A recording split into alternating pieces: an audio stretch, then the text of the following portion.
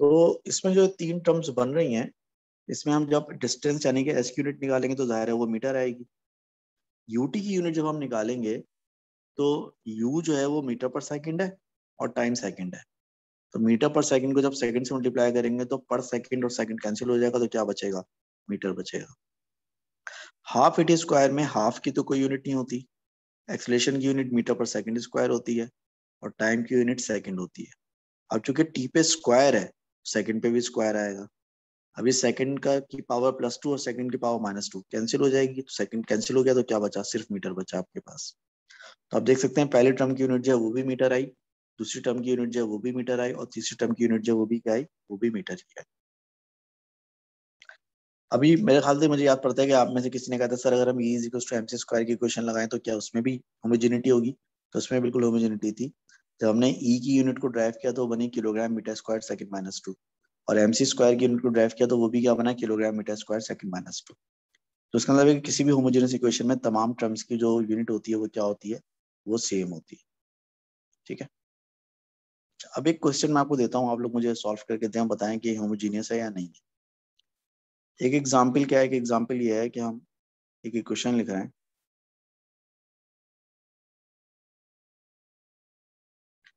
Equation ये है कि t बराबर है 2π√L/g के। t बराबर है 2π√L/g। यहाँ पर t का मतलब है टाइम पीरियड। ठीक है। t का मतलब है टाइम पीरियड, L का मतलब है लेंथ, और g का मतलब है ग्रेविटेशनल एक्सेलरेशन। ठीक है। t का मतलब है टाइम पीरियड, L का मतलब है लेंथ, और g का मतलब है ग्रेविटेशनल एक्सेलरेशन। आप ये चेक करें और चेक करके मुझे बताएं कि क्या ये इक्वेशन होमोजीनियस है या नहीं है। अगर होमोजीनियस है तो आप लिखें यस, और अगर होमोजीनियस है तो लिखें नो। ठीक है। पहले इसको सिंप्लीफाई करें, यूनिट्स चेक करें, और यूनिट्स चेक करके मुझे बताएं कि इक्वेशन होमोजीनियस है या नहीं है। आपको मैं 2 मिनट दे रहा हूँ उसके।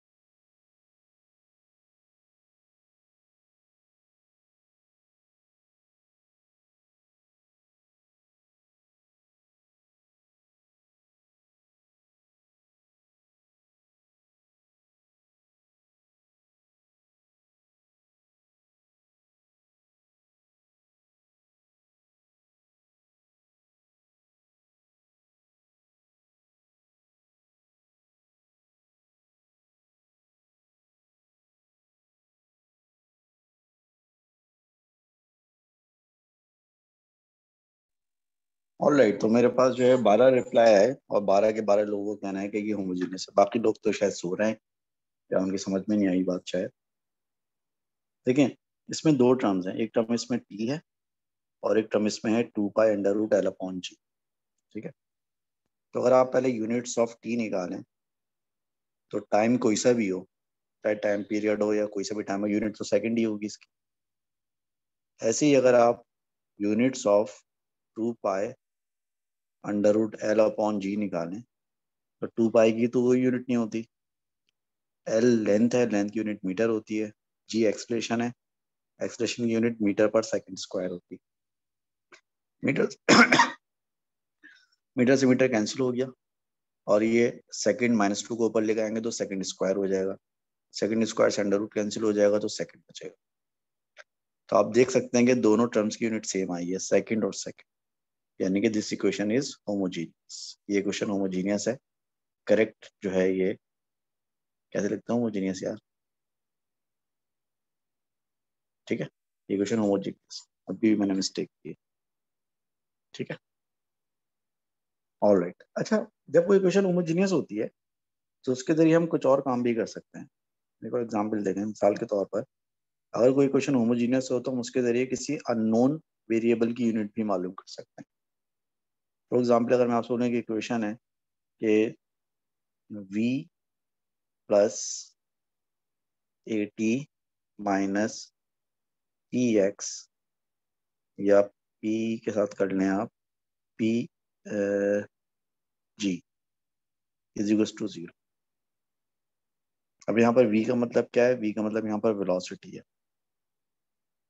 ठीक है। a का मतलब यहाँ पर एक्सेलरेशन है, t का मतलब यहाँ पर टाइम है, p का मतलब यहाँ पर प्रेशर है, और जी का मतलब यहाँ पर अननोन है, हमें नहीं पता जी का क्या मतलब है।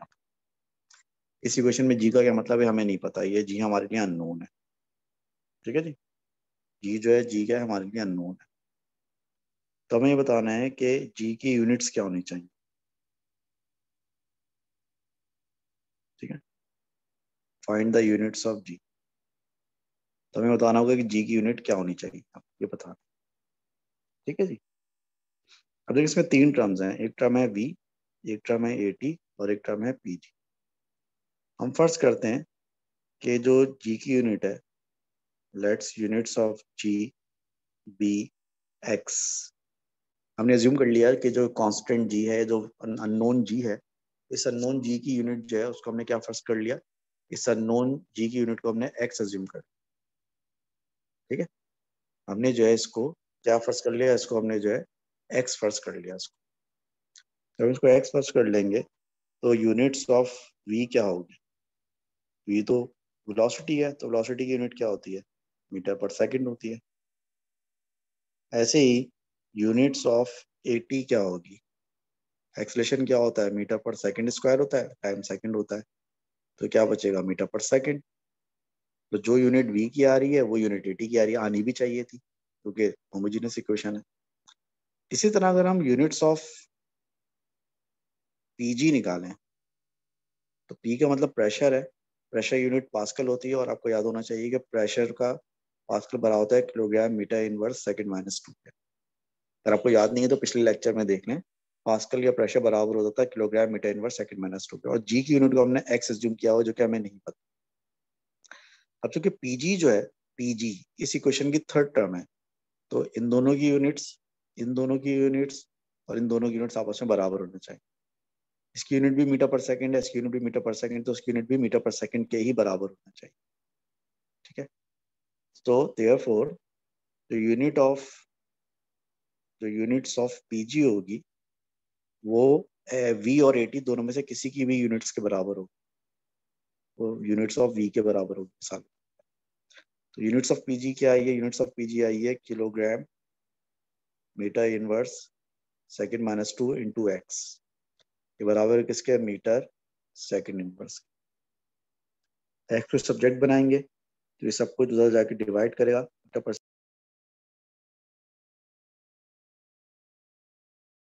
किलोग्राम और आपका मीटर इनवर्स और सेकंड माइनस टू से डिवाइड करेंगे आप। तो लिखा हुआ है मीटर पर सेकंड, किलोग्राम ऊपर जाके क्या हो जाएगा, किलोग्राम -1, मीटर ऊपर जाके हो जाएगा +1, सेकंड ऊपर जाके हो जाएगा +2। ठीक है, अब देखें इसमें सिंप्लीफाई क्या हो रहा है, मीटर मीटर से मल्टीप्लाई होकर मीटर स्क्वायर हो जाएगा। ठीक है, सेकंड -1 और सेकंड +2 कितना बचेगा, सेकंड +1 बचेगा और किलोग्राम -1 बचेगा। तो इसका मतलब ये हुआ कि जो यूनिट ऑफ जी थी जिसको आपने एक्स अज्यूम किया था, इसका मतलब ये हुआ कि जो यूनिट्स ऑफ जी थी जिसको आपने एक्स अज्यूम किया था वो किसके बराबर आई, बराबर आई मीटर स्क्वायर सेकंड किलोग्राम -1 के बराबर। ठीक है, यूनिट ऑफ जी जो कि यहाँ पे आपको मालूम करनी थी वो किसके बराबर आई, वो बराबर आई मीटर स्क्वायर सेकंड किलोग्राम -1 के बराबर। ठीक है जी, तो ये जो है ये आपका जो है क्या कहते हैं, आपने इस तरह से जो है ये इसकी यूनिट मालूम। तो कहने का मतलब ये है कि ये जो आपके क्या कहते हैं होमोजेनियस इक्वेशन होती है ना, इन होमोजेनियस इक्वेशन में जो है आप जो है वो अगर इक्वेशन होमोजीनियस हो तो आप ये भी कर सकते हैं कि आप किसी अननोन की यूनिट जो है वो भी मालूम कर सकते हैं। ठीक है, चलो एक क्वेश्चन आप लोग ट्राई करें जरा।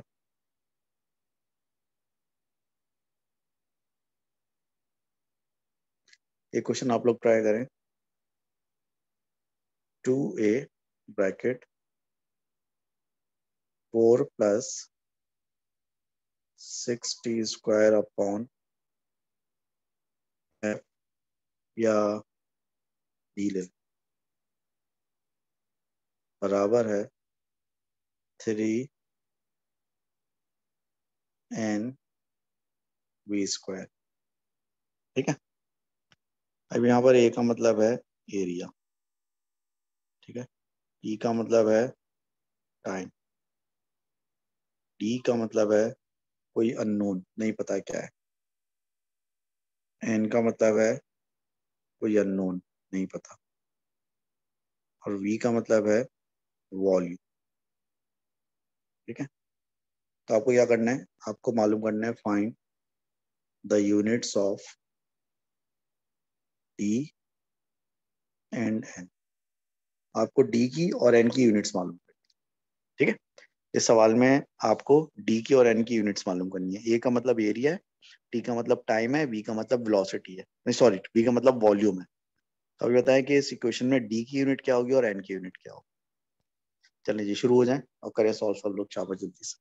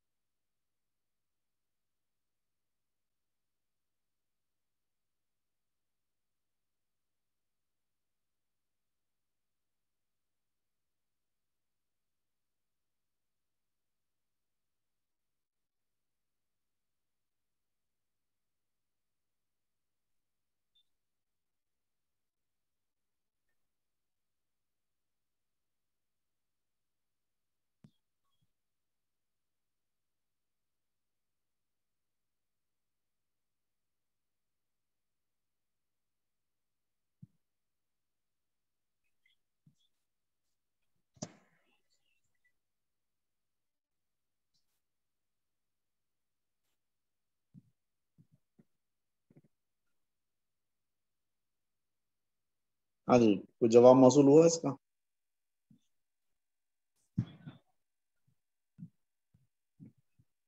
ओके, डी की वैल्यू मीटर -2 सेकंड स्क्वायर आ रही है और एन की वैल्यू मीटर -4 आ रही है। बाकी सबने लिखा है यस सर, सेम आंसर। ठीक है, गुड।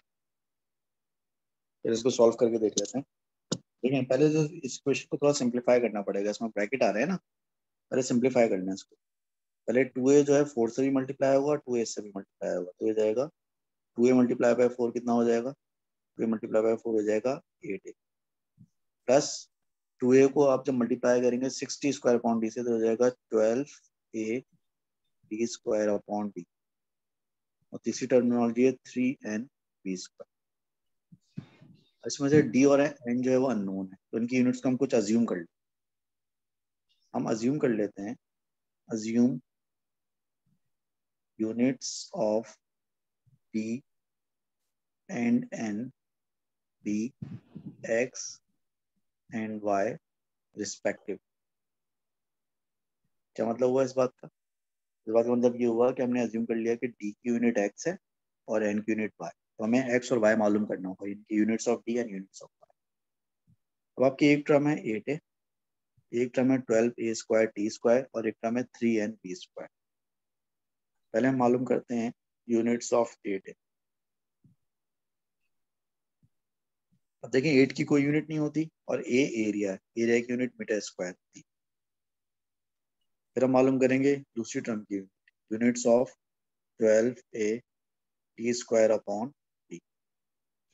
अब देखें 12 एक नंबर है, कोई यूनिट नहीं होती, ए एरिया है, मीटर स्क्वायर, टाइम सेकंड है, सेकंड पे स्क्वायर, और डी की यूनिट एक्स है जो कि हमें मालूम करना। इसी तरह अगर हम मालूम करें यूनिट्स ऑफ तीसरी टर्म है हमारी 3n b स्क्वायर। 3 की कोई यूनिट नहीं होती, n की यूनिट को हमने y जूम किया हुआ जो कि मालूम करना है, और v वॉल्यूम है, वॉल्यूम मीटर क्यूब में नापते हैं, इस पे स्क्वायर आएगा, तो हो जाएगा y और मीटर की पावर 6। अब एक टर्म की यूनिट मीटर स्क्वायर आ रही है, एक unit metre square second square upon X आ रही है, और एक की y इंटू m6 आ रही है। आप किसी भी दो वो दो टर्मिनोलॉजीज की जो यूनिट्स है उनको आप क्या कर सकते हैं, इक्वेट कर सकते हैं। पहले अगर आप इक्वेट करें एम स्क्वायर को, आप इक्वेट करें M square second square upon X, तो एम स्क्वायर कैंसिल हो जाएगा, तो एक्स इज इक्वल टू क्या हो जाएगा, X is equal to second square. तो यूनिट ऑफ एन जो है वो तो क्या आ गया, यूनिट ऑफ एन तो सेकेंड स्क्वायर आ गया, sorry unit of D, unit of D जो है वो तो सेकेंड स्क्वायर आ गया, आगे सेकेंड स्क्वायर।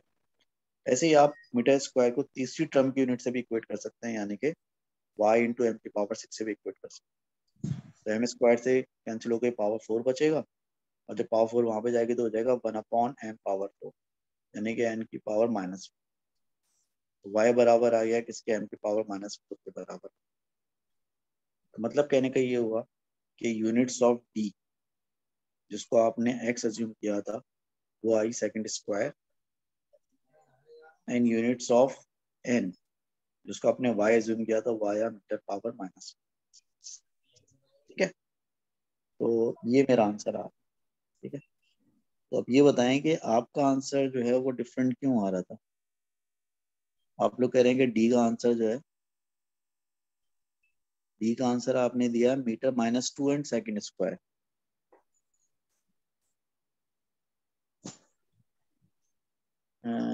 नहीं, आप लोगों ने गलत किया, मेरे ख्याल से मैंने सही किया।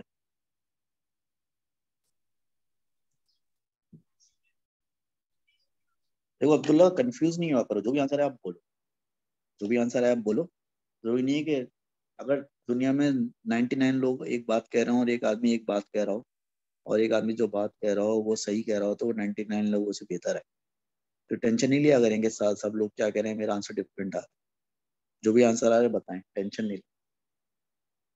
एनीवेज, तो हमने जो है काफी सारी बात कर ली होमोजेनिटी के ऊपर, प्लस हमने जो है इससे पहले प्रीफिक्सेस पे भी बात कर ली थी ना। प्रीफिक्सेस आपको याद होंगी, लास्ट लेक्चर में हमने डिस्कस की थी प्रीफिक्सेस।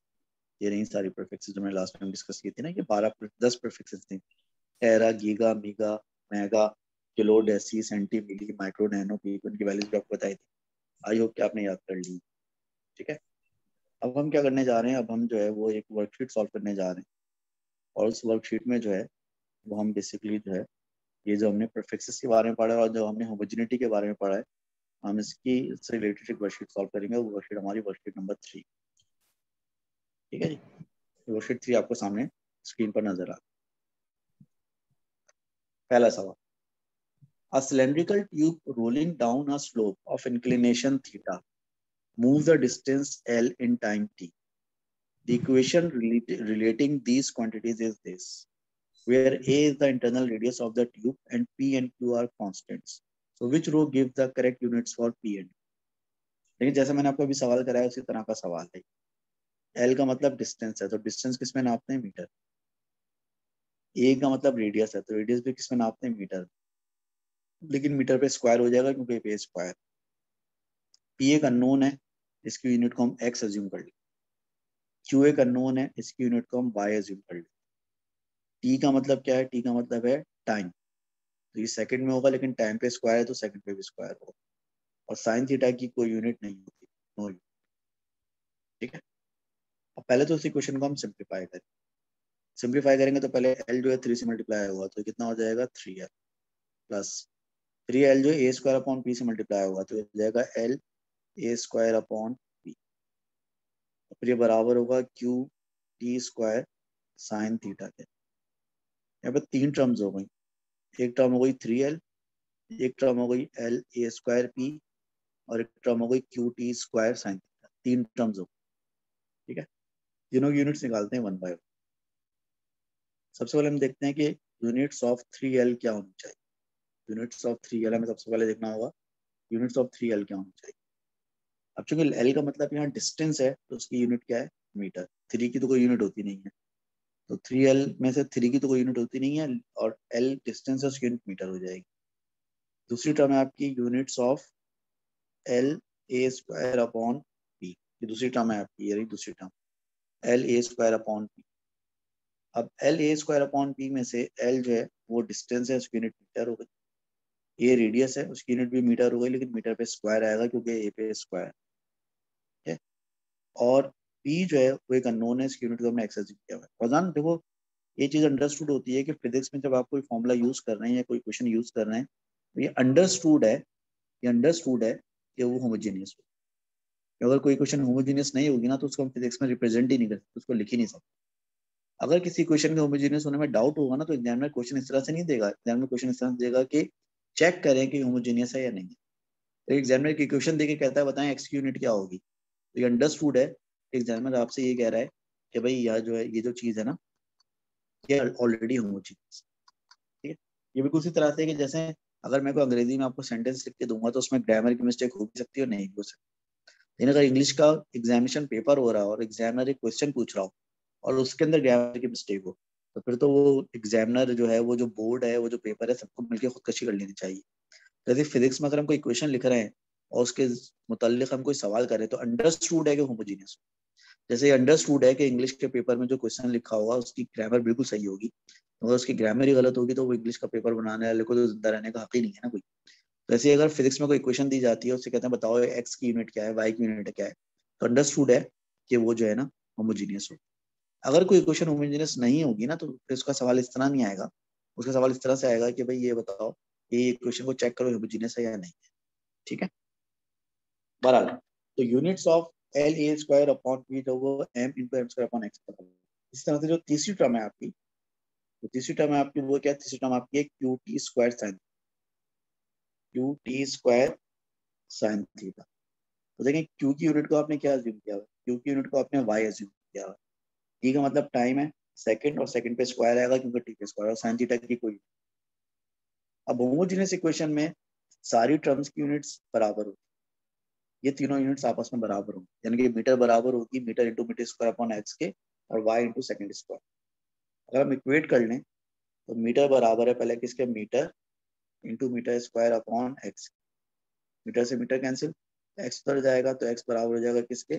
एक्स बराबर हो जाएगा मीटर स्क्वायर के बराबर हो जाएगा। ठीक है, ऐसे ही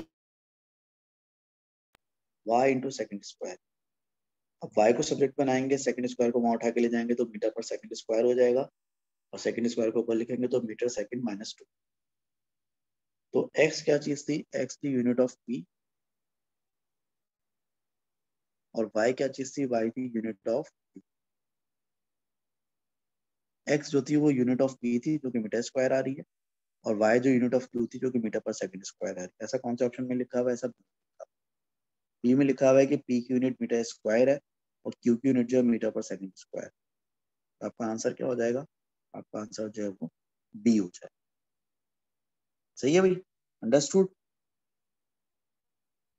चलें अगले क्वेश्चन पे चलते हैं। अगले क्वेश्चन में कह रहा है कि डेसिमल सब multiples and multiples of units are indicated using a prefix to the unit. For example, milli represents 10 power minus 3. So which row gives the sub multiples or multiples represented by pico and giga? देखिए पहले तो आप ये समझ लें कि हम जो ये प्रीफिक्स लिखते हैं, प्रीफिक्स आपके सामने लिखी हुई नजर आ, इन प्रीफिक्स में जो ये 10 की पावर प्लस में है ना, इनके 1 से जो बड़ी वाली 10 की पावर 12, 9, 6, 3 यानी कि टेरा, गीगा, मेगा, किलो, ये सब कहलाते हैं मल्टीपल्स। यानी कि 10 की पावर प्लस वाली जो प्रीफिक्सेस होती हैं मल्टीपल्स कहलाती हैं, और जो सारी 10 की पावर माइनस में जितनी प्रीफिक्स है ना 10 की पावर -1 से लेकर 10 की पावर -12 तक, यानी कि डेसी, सेंटी, मिली, माइक्रो, नैनो, पीको, ये क्या कहलाते हैं? ये कहलाते हैं सब मल्टीपल्स। ठीक है, ये सब कहलाते हैं सब मल्टीपल्स।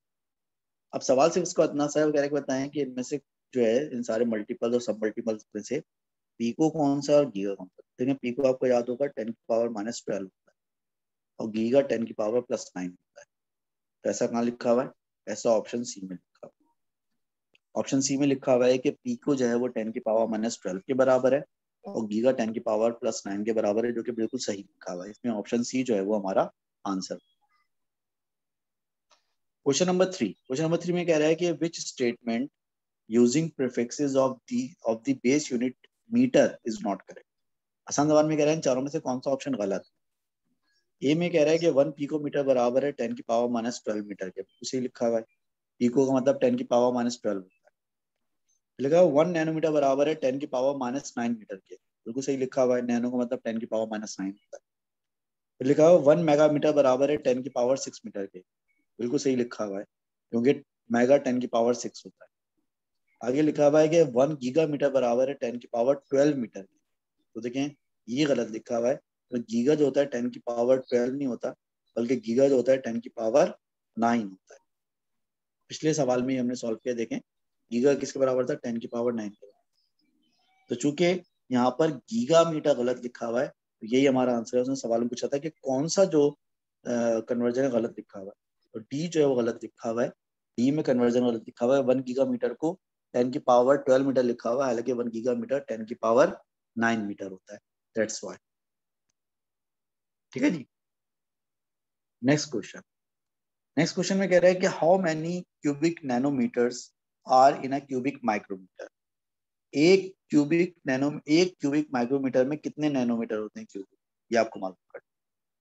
चलें ये आप लोग मालूम करें फटाफट, शाबाश।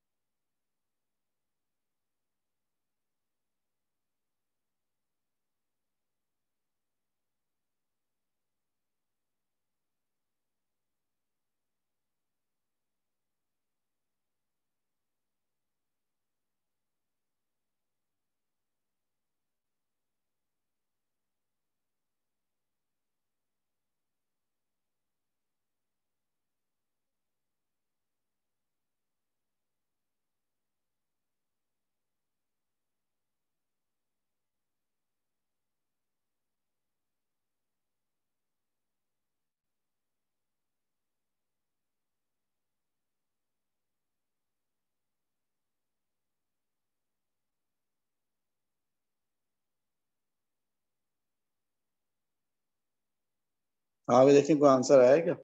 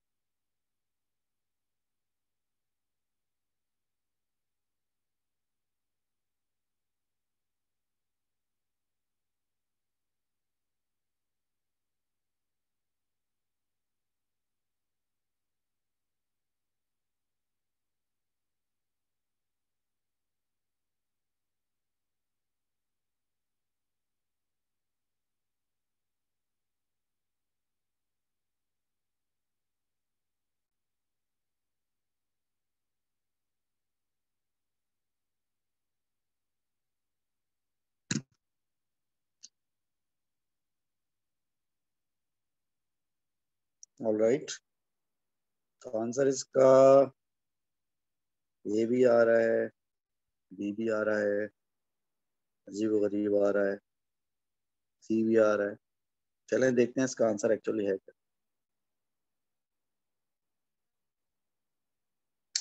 देखें, सबसे पहले तो आप ये देखें कि ये जो आपको वैल्यूज दी हुई हैं ये क्यूब में दी हुई है।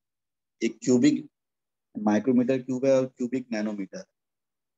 पहले तो आप ये देखेंगे सिंपली एक माइक्रोमीटर में सिंपली एक माइक्रोमीटर में कितने नैनोमीटर होते हैं।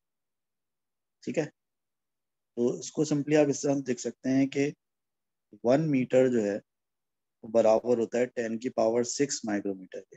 यानी कि 1 मीटर में 10⁶ माइक्रोमीटर होते हैं।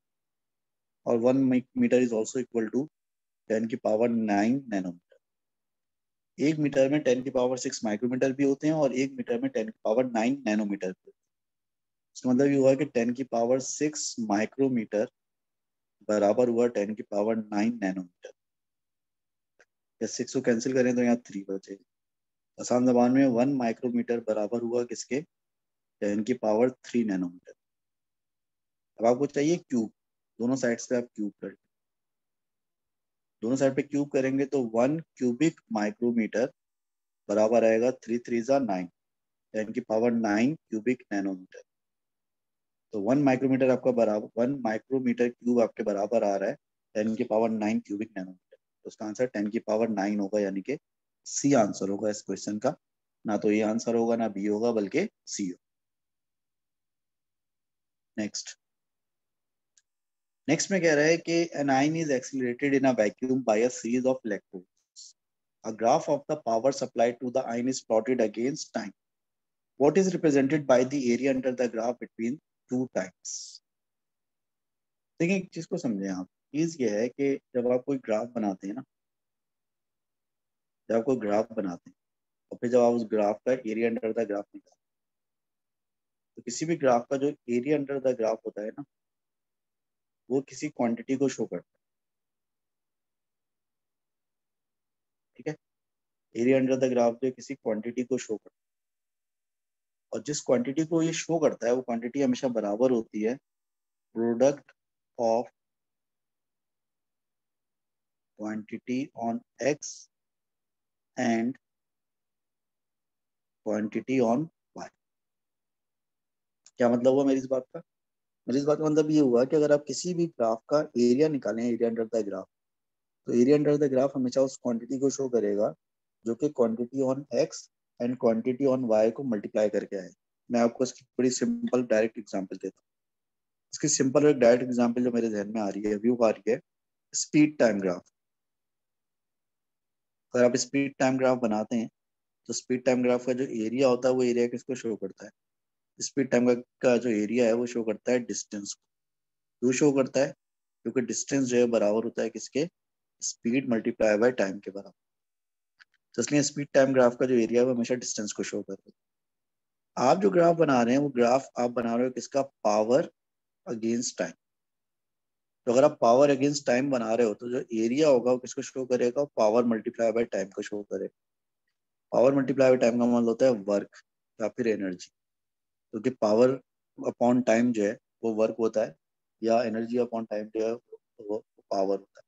तो टाइम को ले जाके पावर से मल्टीप्लाई करो तो ये वर्क बनेगा या एनर्जी बनेगा। अब पहले ऑप्शन में फोर्स दी हुई है, दूसरे ऑप्शन में एनर्जी दी हुई है, तीसरे ऑप्शन में मोमेंटम दिया हुआ है, चौथे ऑप्शन में वेलोसिटी दी। तो एनर्जी का जो या वर्क का जो ऑप्शन आ रहा है वो सिर्फ दूसरे ऑप्शन में आ रहा है, लिहाजा ये एरिया क्या शो करेगा, ये change in kinetic energy of the ion को शो करेगा, यानी किसी किस्म की एनर्जी को शो करेगा। क्योंकि इस एरिया में आप पावर और टाइम को मल्टीप्लाई करें, पावर टाइम को मल्टीप्लाई करें तो एनर्जी बनना चाहिए, यानी कि वर्क बनना चाहिए।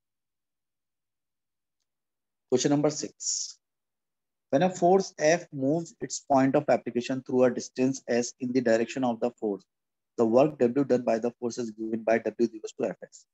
How many vector quantities and scalar quantities does this equation contain? अब देखिए हमने स्केलर वेक्टर का टॉपिक अभी नहीं पढ़ा है, वो बिल्कुल लास्ट टॉपिक है इस चैप्टर का, लेकिन ये कुछ बीच में 3 एमसीक्यूज आ गए, बाय मिस्टेक आ गए, लेकिन अब इसको हम छोड़ देंगे, फिर आगे बढ़ जाएंगे तो फिर ये रह जाते हैं, तो उसको कर लेते हैं ताकि ये मिस ना हो हमसे।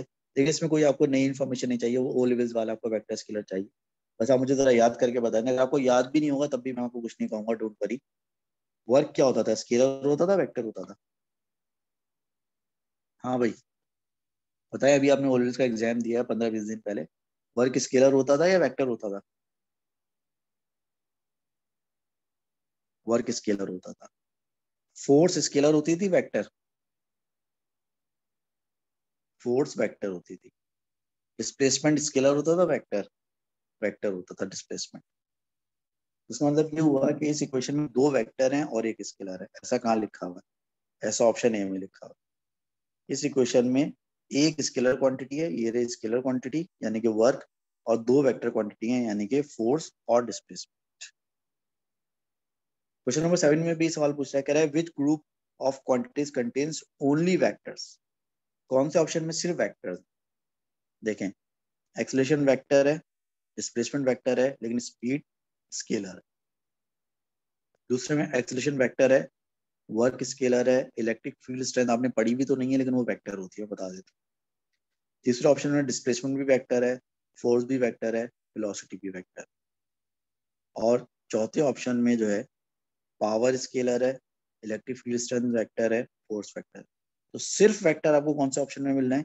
सिर्फ वेक्टर आपको ऑप्शन नंबर सी में मिलना है, डिस्प्लेसमेंट फोर्स वेलोसिटी तीनों वेक्टर। चौथे सवाल में कह रहा है कि वो इक्वेशन बताएं इस इक्वेशन में सिर्फ स्केलर। अब देखें, एक्सेलरेशन वेक्टर है, फोर्स वेक्टर है, मास स्केलर, पावर स्केलर है, वर्क स्केलर है, टाइम स्केलर, प्रेशर स्केलर है, फोर्स वेक्टर है, एरिया स्केलर, वेलोसिटी वेक्टर है, डिस्प्लेसमेंट वेक्टर है, टाइम स्केलर। तो सिर्फ जिसके आपको किस में नजर आ रहे हैं, सिर्फ स्केलर जो है आपको ऑप्शन बी में नजर आ रहा है। Question number 9, question number 9 structured question है, कह रहा है state the SI base units of. अब ये सवाल हम 25 दफा कर चुके हैं। फोर्स की एसआई यूनिट न्यूटन होती है, न्यूटन को जब हमने ड्राइव किया था तो बेस में आया था किलोग्राम मीटर सेकंड माइनस 2 है। तो SI base unit of force क्या है? Kilogram metre second minus. SI base unit of force क्या है? Kilogram metre second minus. उसके बाद ये कह रहा है two wires each of length L are placed parallel to each other a distance x apart as shown in figure 1.1. Each wire carries a current I. The currents give rise to a force F on each wire given by F equals to K I square L upon X, where K is a constant. Determine the SI base units of. देखिए यहाँ पे आसान जबान में L का मतलब है length, तो लेंथ किस में नापी जाएगी? मीटर में। X का मतलब है डिस्टेंस, तो डिस्टेंस किस में नापा जाएगा? मीटर में। I का मतलब है करंट, तो करंट किस में नापा जाएगा? एम्पियर में। ये भी आई है, ये भी एम्पियर में नापा जाएगा। फोर्स किस में नापी जाती है? न्यूटन में। और न्यूटन नापेगा, आपने देखा किसके बराबर है? किलोग्राम मीटर पर सेकंड स्क्वायर। यानी के की यूनिट मालूम करो, के की यूनिट क्या हो। और जब किसी फॉर्मूले आपको किसी अननोन की यूनिट मालूम करनी होती है तो आप क्या करते हैं? आप पहले फॉर्मूला लिखते हैं और फिर आपको जिस चीज की यूनिट मालूम करनी होती है आप उस चीज को सब्जेक्ट बना देते हैं। हमें के की यूनिट चाहिए तो हम के को सब्जेक्ट बना देंगे। के बराबर आएगा F into x divide by I square into L. अब जब आप यूनिट्स ऑफ के मालूम करेंगे, जब आप यूनिट्स ऑफ के मालूम करेंगे तो आपको सबकी यूनिट्स पुट करना पड़ेगी यहाँ पर। एफ फोर्स की यूनिट बेस में क्या बन रही है? किलोग्राम मीटर पर सेकंड स्क्वायर। एक्स डिस्टेंस की यूनिट क्या बन रही है? मीटर। आई करंट की यूनिट क्या बन रही है, एम्पियर स्क्वायर। एम्पियर पे स्क्वायर इसलिए आ रहा है क्योंकि आई पे स्क्वायर है, और एल का मतलब भी मीटर। मीटर से मीटर कैंसिल हो जाएगा, यूनिट बनेगी kilogram metre second minus 2 ampere minus 2। ठीक है, तो बन जाएगा kilogram metre second minus 2 ampere minus 2। देख लिया मैंने कोई मिस्टेक तो नहीं किया, सही किया। Kilogram metre second minus 2 and ampere minus 2 इसकी यूनिट होगी। कह रहे on figure 1.2 sketch the variation with x of f, the quantities I and L remains constant। देखिए फॉर्मूला कहता है कि f बराबर है आई स्क्वायर एल, क्या था फॉर्मूला, f इक्वल्स टू के आई स्क्वायर है। फॉर्मूला था के आई स्क्वायर एल अपॉन एक्स।